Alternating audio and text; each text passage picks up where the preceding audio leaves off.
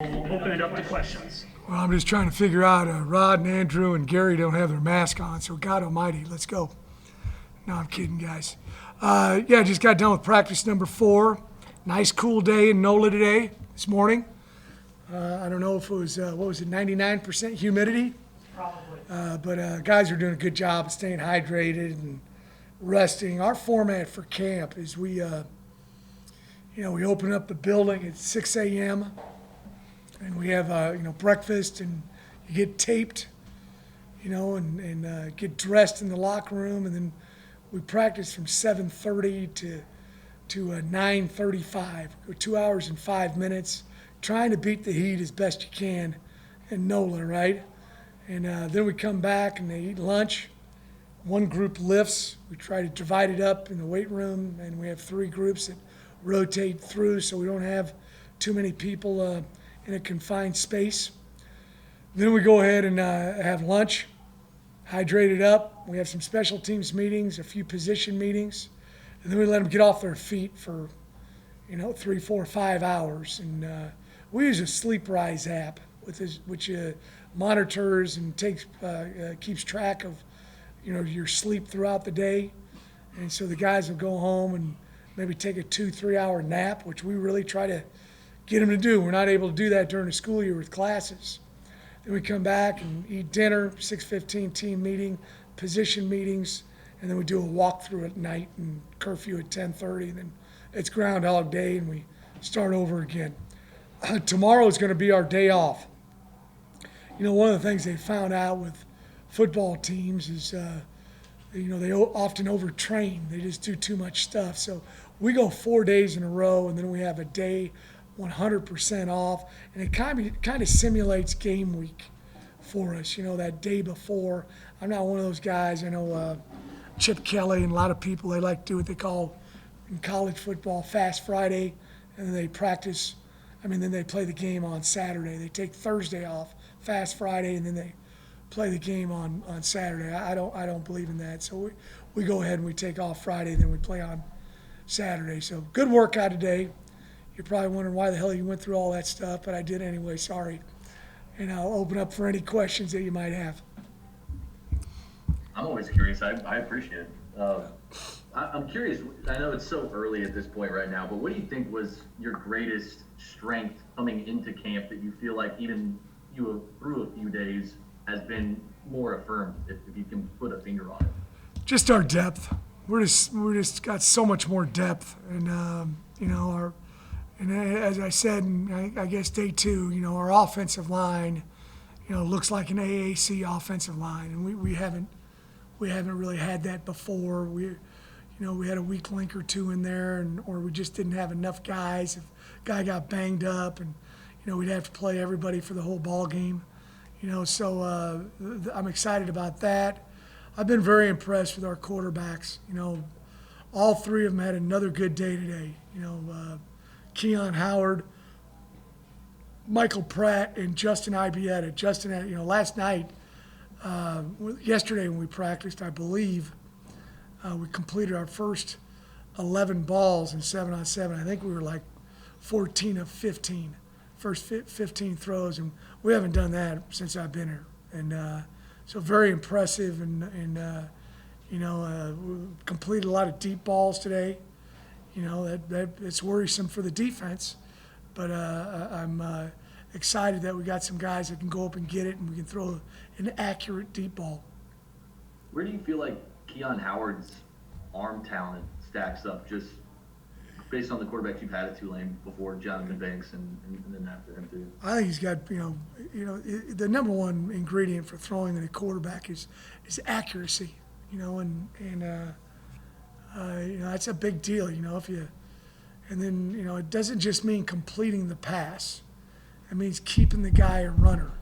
I don't know what Breeze is, what's he, around 70% probably, some insane number. And his accuracy throwing on those, and all the balls he throws is probably around 60%. So maybe 10% he might be off a little bit, where if the guy's running left, he kind of makes him break stride to come back and adjust for the football. Otherwise, he hits him right in stride, and that turns a 5-yard gain into a a 5-yard catch into a 25-yard gain. So accuracy is so important. All of them got, a very good arm strength, but that's highly overrated. I've been at a ton of NFL camps and watch guys throw, and you'd be surprised of some great quarterbacks that really didn't really have that great arm strength, but they stuck it on the guy, and the guy couldn't help but catch it. I remember watching the Chiefs and Joe Montana's, I think his last year throwing, and he had adequate arm strength, but God, the guy just was, just place it right where he needs to, and then going out and watching Breeze, it's just like a clinic every time you go out there and watch him. So that's what I'm so happy about. We're accurate, and Keon had a real accurate day today.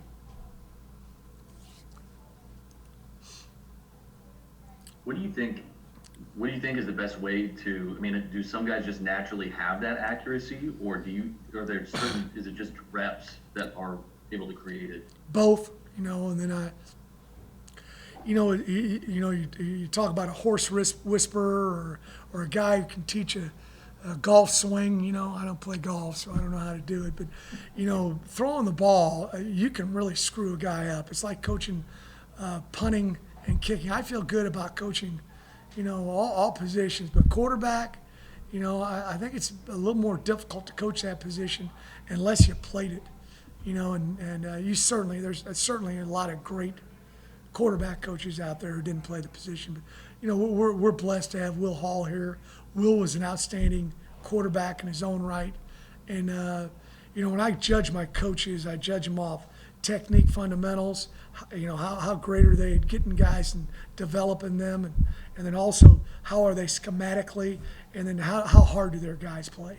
That's the coaching component, and Will is outstanding in all three areas, but the technique fundamental and turning your shoulder and dipping, and he talks about on the deep ball punching a giant, with the release pattern of the throw. Just he's excellent in that regard.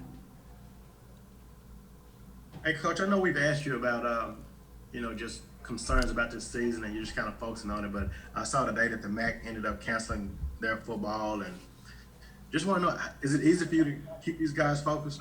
Yeah, I think so. I told them it was going to be coming because the people who are going to play are the ones who are going to be able to test, and we test, twice a week and done a phenomenal job with it and all those other kind of things, and I think that I believe the MAC was doing zero testing.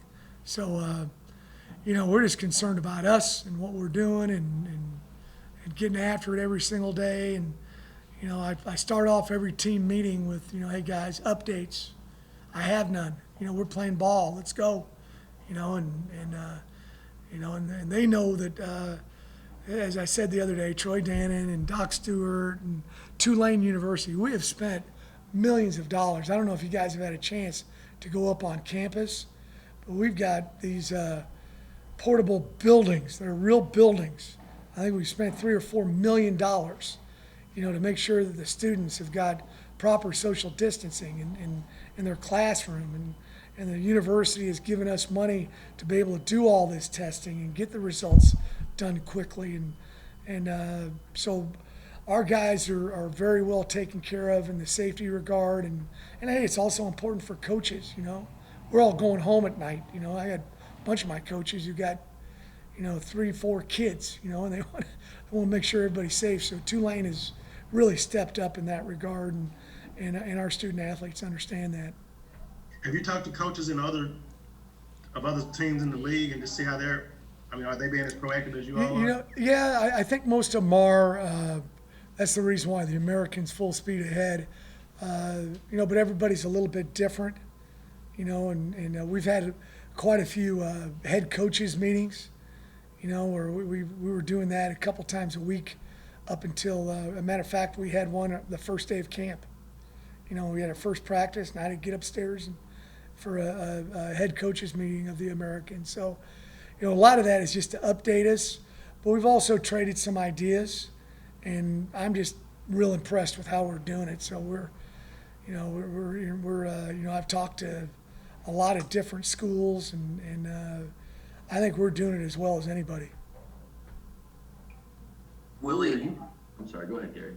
Willie, if you had any players approach you about questioning whether they wanted to play, there was a report out of Sports Illustrated this morning about a list of demands in the American Athletic Conference from players and stuff like that. And just have you had anything on that? No, I haven't.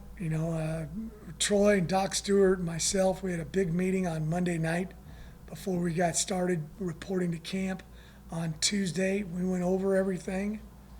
I don't, we just, our guys, I hope, I think, I believe that they, know that we have their best interest at heart in what we're doing. And it certainly would be, crazy to, for a guy to think about opting out right now and you don't know what's happening. You might as well keep going is what my thought process is, right? So I tell them all the time that same thing I tell them in team meeting, hey, if you got something you want to talk about, come on, see me, man. And I've had a bunch of guys come see me, but it's, about some other things, not about, stuff like that. So, we're, nobody's got a crystal ball. Let's just keep going and getting after it and see what happens. Let's go. Willie, are you guys as a staff able to independently decide when you start padded practices and fully live tackling practices? Yeah, we've already got our schedule set up. We've gone uppers the last 2 days, and we practice on tackling and blocking and all that stuff every single day. But we're going to have 2 full scrimmages during camp, and you guys are more than invited to come out to all that. And I think it's practice number 8 and practice number I think it's right after the school begins. I think it's the 20th. But we're gonna go 2 prior to the first ball game on September 3rd, where it's everybody's live except the red shirt, and because you got to do it, and then we'll do some.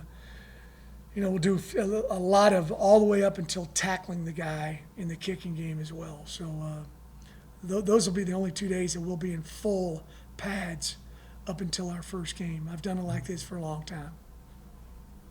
And this is, I know you've probably been asked a question similar to this over the last several days, but I feel like at the college level, you always like what you have, but until you go into week 1, there's kind of that uncertainty until you see them in a live game. This is even one of those off seasons where it feels like there's even more uncertainty, even though you might really like what you have in house just because of such limited, live practice. What do you kind of make of that? And I mean, how much more uncertainty do you guess you might feel going into that scenario? I know it's hard to ask that, but. We got to be careful about doing too much right now because I really think we could play a game next week. We did get 5 practices for spring ball, but we had that 2 weeks before we reported where they were considered 20-hour weeks, where we could meet for 6 hours. We'd get out there in the field and do walkthrough. We could do positional drills without a football, and then the guys would stay out on the field and do some 7-on-7 and some different things like that. So, we went 6 days a week for we had 12 basically practices. Now they weren't padded and all those things, but we got a lot out of that. And then we've had 4 practices, so you could argue that we're at 16th practice right now. So we're way ahead of the game. But you're right, early in the season, you want to play a lot of guys for 2 reasons. One, game shape is different. We can do all this stuff we want. We can do all the running we want.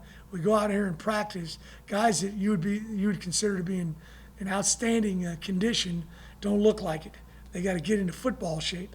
And then you get into a real ball game, and it's even different. So you want to play a lot of guys, and then also it's evaluation. See who makes the plays when the lights come on, and I don't have guys, everybody doesn't get to do that. You got to be a practicer to be a gamer. I have guys, coach, I'm a gamer. Well, you better show me in practice first. You're not going to ever have that opportunity to be a gamer until they show it to me in practice. But so yeah, we'll play a lot more guys. Week 1, week 2, we'll see the guys that can handle a heavy load. we'll see that, hey, this guy is, just there's such a huge difference between him and the next guy. And this guy can handle playing a bunch. He's going to play a bunch, right? Sincere Haynes was our center. He's like the Terminator. He can go all day.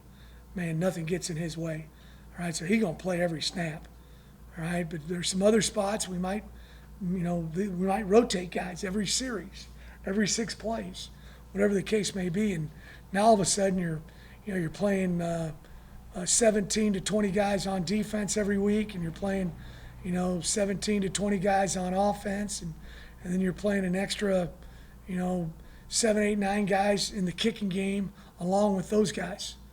So now you're building up your talent pool, and you got 50-some dudes that are really playing. Willie, how do you feel about your receiver core overall? Obviously, you lost a couple of really good ones in Mooney and McCleskey, but like you said, there have been more big plays completed in practice this year than I've seen in the past. I think some of that's accuracy, but also some of it's we got some tall, long guys. Sorrell Brown has been banged up and hurt since he got here. He is fully healthy. He's going to be a good football player for us. I've been impressed. The Watts twins, Deuce and Fat. Those two guys are, Deuce is probably 6'2" and legit 4'4" and can fly, and Fat's got good movement. Dane Ledford has had an impressive camp. He's been hurt and banged up since he's got here, and we just got to keep him healthy.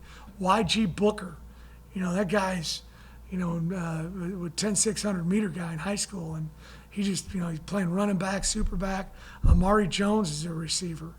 Tajay Spears is, 10-6, 10-700 meter guy. Jacob Robertson is having an outstanding camp. Mike Jones, he had 33 catches at Oklahoma. He's an excellent football player. I know I'm missing some guys, but we got a nice pool of receivers, and we got some height, we got some speed. Jaquan Jackson has had a great camp. He can fly, and I know a lot of you guys may have covered Jaquan in high school. He's from over to Hanville, but he had to play quarterback his senior year, and that I think that hampered his development. And he played a lot for us last year as a true freshman, and he's going to play a ton this year for us. He's going to probably be a starter. So we got some good depth over there, and the thing I like too is a lot of those guys can play in the kicking game. They're not one-dimensional guys. Any other questions for Coach Fritz?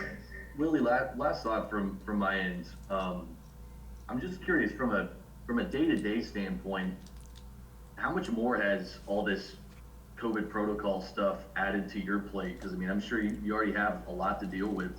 Did you have to find a way to be able to designate or try to plan ahead even more than normal?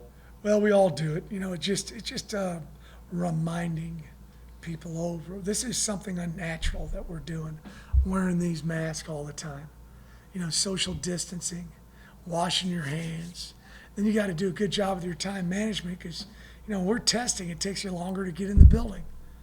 When we're going to the cafeteria, we've got signs in there with social distancing and how far you got to stay away, and you got to wear your mask in there, and you can take it off when you sit down. Just reminding our guys. When we team meet, I do it via Zoom still, and so they're all in. We had to get all these different meeting rooms where we could have enough space for our guys to be at least 6 feet apart. So we had to plan all this, and then I just, it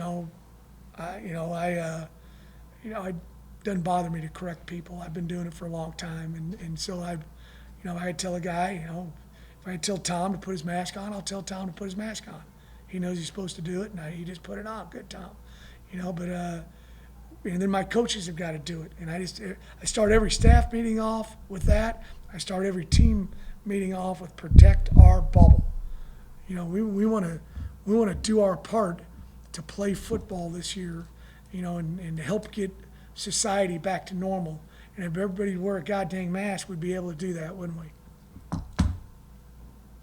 Is there a hope that from like a coverage standpoint of it that you see stuff like with the Marlins the other week, and it seems like when there's an outbreak, even if it might be a higher number than maybe we expected, it seems like there are people who kind of call for the sport to be shut down, and I almost hope, even as a journalist, that people that are expecting some of those tests to come don't like rush to judgment so that the season can play out. Is there any, just from a personal standpoint, do you hope that, like, I'm sure you expect positive tests, but is there a way that you hope that it plays out in which people let kind of the statistics or the data tell the story rather than maybe make a rush to judgment where if they have an outbreak, we got to shut down the season?